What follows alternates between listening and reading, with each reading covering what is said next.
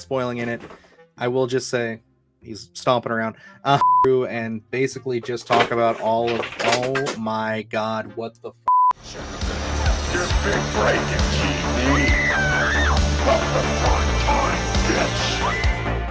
Good evening, campers, dreamers, and babysitters. And yes, welcome back to Primetime Terrors. And it has been a minute.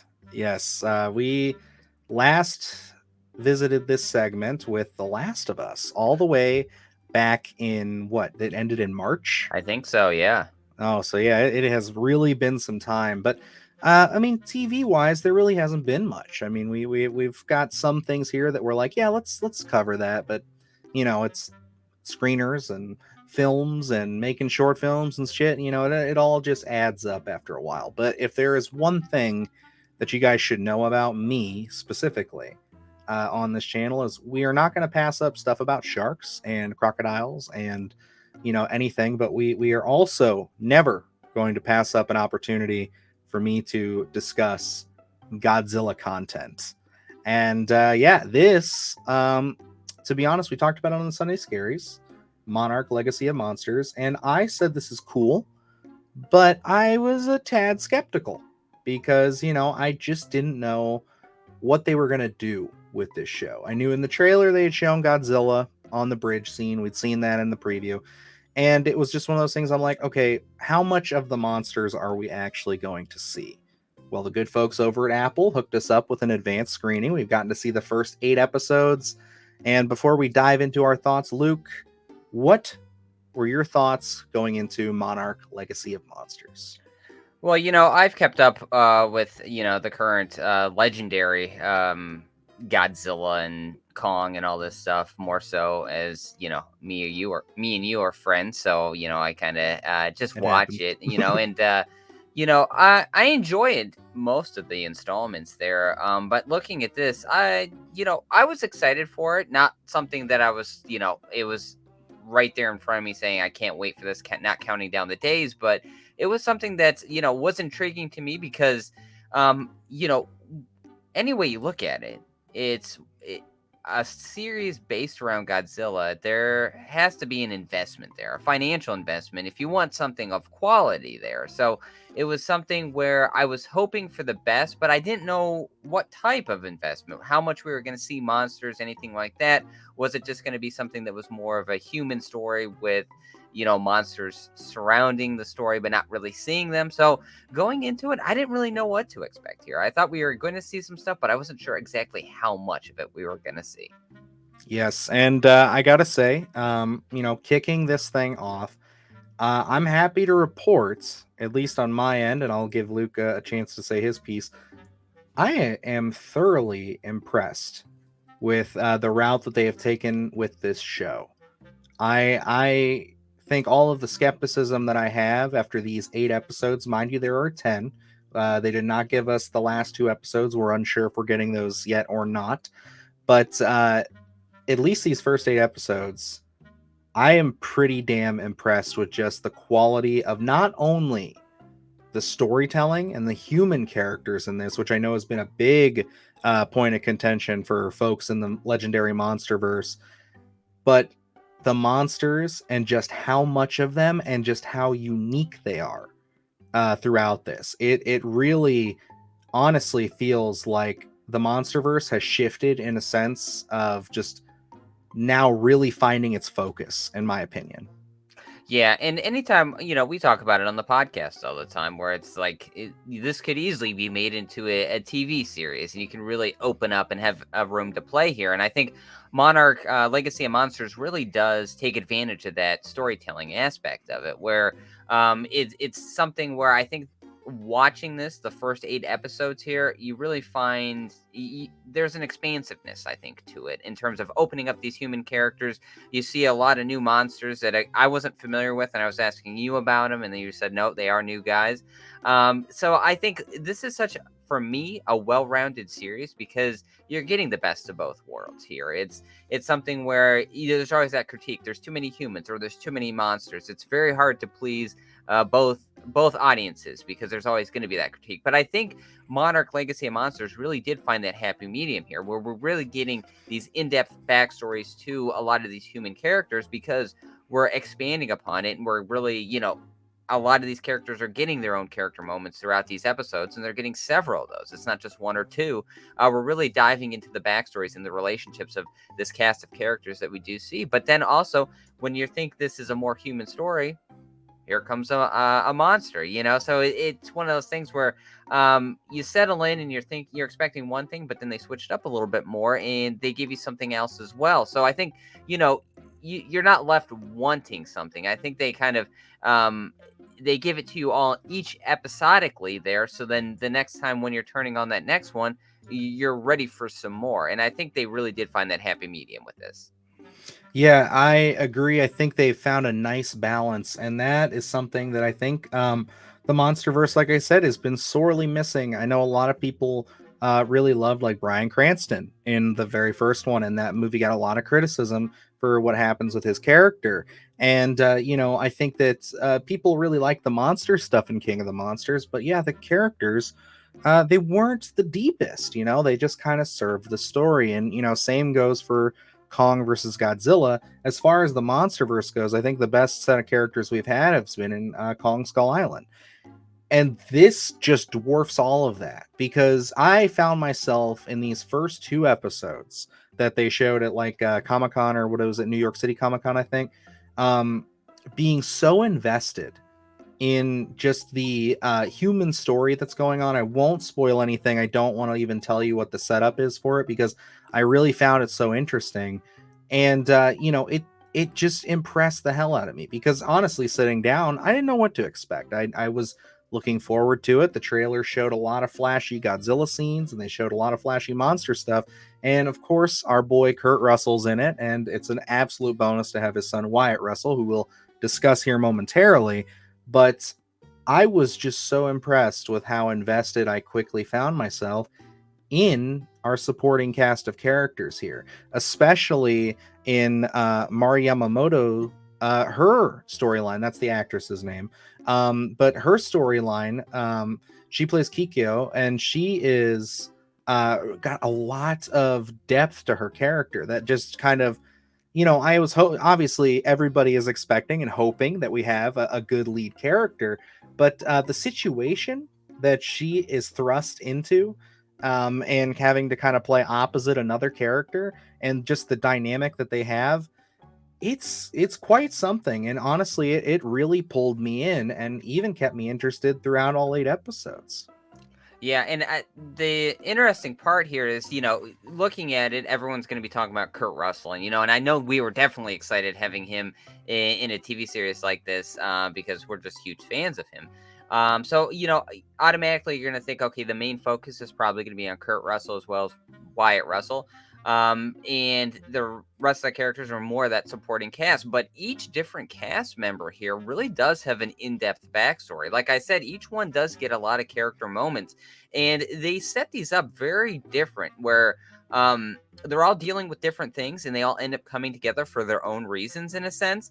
But I think looking at these cast of characters here, where you can kind of get into these backstories, a lot of times, sometimes when you're developing these characters, they run into these typical things that we've seen, nothing new, nothing fresh. But I think all these characters are giving something different in terms of freshness, where I feel like every different backstory is something that I haven't personally seen before in a lot of these different franchises, any storytelling aspects. So I was really excited about that, especially during that first episode. I know we had a brief talk after, because you had started it before I did, and I had specifically mentioned that, and you had mentioned that it was intriguing to you, and kind of bringing that element right out of the gate there, and understanding what we're going to be dealing with throughout the rest of this before we even get to see Kurt Russell. I was already invested in these characters. So yeah, getting Kurt Russell later on in these episodes, I was already invested with all the other characters. Absolutely. And let's jump into the dynamic here, because I know One of the key points that was a big selling point remains a big selling point on this show. Their names are on the poster, but the fact that they have Kurt Russell and Wyatt Russell playing an older and younger version of the same character. Um, for some, I know that might seem a little gimmicky, but I am happy to report that it works wonders on this show. They are so in sync with each other, and like we were joking before we hit record here, I would hope so. They're father and son, but just like the cadence and their voice, the mannerisms, they do feel like the same character. It doesn't feel like Wyatt Russell's doing a Kurt Russell impression. It doesn't feel like Kurt's doing a Wyatt Russell impression. They just feel consistent. And the way that this story is cut together, I gotta say, before we dive any deeper into that, is it's interesting and it's unique. I was a little concerned the first two episodes because we were kind of finding that ebb and flow with how they were cutting this series together. And I think it finally cemented itself around the end of episode 2 for me and into 3 as to, okay, now we've kind of got everything moving. It did feel like we were jumping across a lot of paths. So I was worried that that consistency with between Wyatt and Kurt was going to falter, but it doesn't. It stays consistent and it's really strong. We got 2 grade A caliber actors here, and I mean they just do an excellent job. And that's the fanboy in me saying that of the Russells, but it's also just the critic in me saying that. It's just, I expected this to be wonky. I expected this to have issues, but it didn't. Yeah, and I'll say that is such organic casting. I think there are a handful of times where I kept saying in my head, this is just absolutely perfect casting, because I would have Wyatt Russell on, or I would have Kurt Russell on the screen, and you're just seeing those mannerisms, and you're seeing them, not necessarily playing off each other, but playing into each other almost. And it was just, it's perfect viewing because it's so believable. It feels real. And it is something that you could look at as a gimmick, but it's not at all. It's 2 great actors really playing that same character and working together almost in a sense. And for me, it was just perfect. Looking into it, if I had like one critique, as you mentioned a little bit, I'll say, they do jump a lot, and I could see people maybe being turned off a little bit about that I because do of agree. Yeah. how much of a time jump they consistently do throughout all these episodes. And my only critique with it was sometimes when we do that time jump, we're only in that time jump for like maybe a scene before we jump back. And I think, sometimes it gets to be a little much. It wasn't distracting for me, but it was something that I did notice. It was like, oh, we were only in there for about like a minute, and then we jumped right back, and then we were back again. So I think that could be a little bit of a turnoff for people. I don't think it necessarily is taking anything away from the story, especially when you get into the subject matter that you're dealing with. It's a nature of the beast. You really have to go back and forth almost with that time jump, especially with what you're going to be dealing with and how that story unfolds by the time, at least for us, we get to that 8th episode. But, for me, it wasn't distracting. I can see it maybe being a little distracting for people, but, I think it's just a necessary evil that you're going to have to deal with. Yeah, and I think that is the biggest criticism I could throw onto it, yes, is the time jumping, because I agree with you. It was an adjustment for me, but it was also one of those things where I could really see people getting annoyed by it. But I also understand the necessity for it, because we're essentially telling 2 different stories that easily could have just been 2 different seasons had they decided to do that. I could see that happening, but they decided to push them together. And not saying that was the plan or anything, but they decided to tell it the way they did, and I think it's ballsy. It's different for sure. But yeah, I do see it being a potential turnoff for people. But I gotta say, I really think you should stick with it, because it does find an ebb and flow. Once kind of, I think once you get a group of characters together, without spoiling anything, once a certain group of characters come together, and then you're kind of just dealing with column A and column B as opposed to column A, B, C, D. I think that is when the show really hits its stride, and that's when everything starts to get a lot easier to jump back and forth. But those first 2.5 episodes, I don't fault anybody for being a bit turned off by that, because yeah, it is a lot of time jumping. Yeah, and one big positives I had that I wanted to point out here is, you're always looking for a very strong opening with a TV series like this, and I Holy really shit. did Yeah. love it. It gives you almost everything that you're going to want when you're turning this on at the very beginning, because it is just something that is going to captivate you. And it's such a great element, because it's one of those things. Like I said, sometimes you get too much of a human story, sometimes you get too much of a monster story, but I think that opening is something that's really indicative of how they found that balance in this franchise, because of all the elements that they're playing in with the humans and monsters there, and I think it was just absolutely perfect. Yeah, and I gotta say that was one of the best moments. Just speaking behind the scenes, I'm editing at my computer here, and Luke and I think we had just wrapped up a review for "It's a Wonderful Knife," and you said, "Okay, I'm gonna go start Monarch real quick and get that watched so we can review it at the end of the week." And I think like maybe 45 minutes to a half hour later, you were just like, "Hey, this thing opened up. I'm all like with that. I'm all good. Like I'm sold." And that made me happy because again, it's just one of those series that for me as a massive Godzilla fan, I was gonna watch this even if I wasn't crazy about it just to see it through. But I am happy to say that I really enjoy it. But I think one of the last big points, and mind you, this is our spoiler-free review, and there's going to be some uh, things I want to say at the end. So stick around for that if you want to find out when we can get a little deeper into this series. But I gotta say again, taking something as giant as the MonsterVerse and the Godzilla franchise that we've gotten from Legendary, and I mean just the Godzilla series as a whole. They're expensive films. There's a lot that goes into them, effects and everything. And bringing it to TV, I can say that we've had some impressive runs with things like Game of Thrones, and even recently, the last thing we talked about, The Last of Us, had a lot of great set pieces. Um, this, I think, has finally broken me in the sense of there just isn't a difference anymore between the CGI that you see on the big screen and the CGI stuff you can see on the small screen. It all just comes down to the budget that they can throw at it. And this is clearly big budget. Apple wants this to be a flagship show for them, and they spent their money and they put it on screen. And I'm so happy to say that because the monsters look incredible. Godzilla, and I gotta admit, for Godzilla fans, he's not in it all the time. He's in it a bit, and there's some more as we go along, but without spoiling in it, I will just say he's stomping around. But I will just say he is he's not as much in it, but the monsters in this that you do see, and there's a lot of them, are so high quality, and I loved it.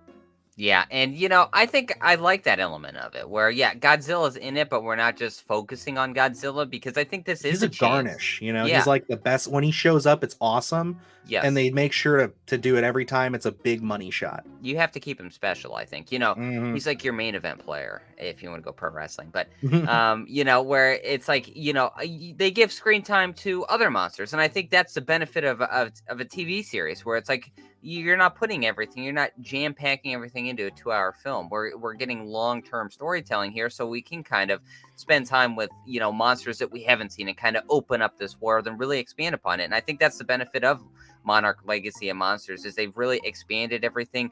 It feels real fun. You probably know more than I do, but I'm excited, even though we haven't been able to finish this, to see a season 2, to see a season 3, because I'm curious to see what else we can get and how they can expand this universe even more.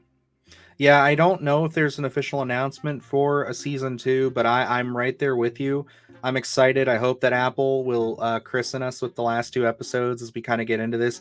This doesn't wrap up until January, so we've got a few months. I'm sure maybe in a month or two they'll send us something, but I mean, just these first 8 episodes alone, I'm so sold. I see myself going back and rewatching this too, because I think that this is just some very quality Godzilla MonsterVerse content. Like, this is the stuff that I've been really wanting from these movies, and I haven't gotten a chance to really discuss my thoughts on the Legendary series on this channel. Like, I like them. I think that there's a lot of positives to them, but I also think that there's some criticisms, obviously.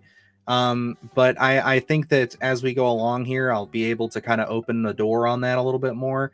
But yeah, I've been saying to you, Luke, and I'll say it here in the spoiler free.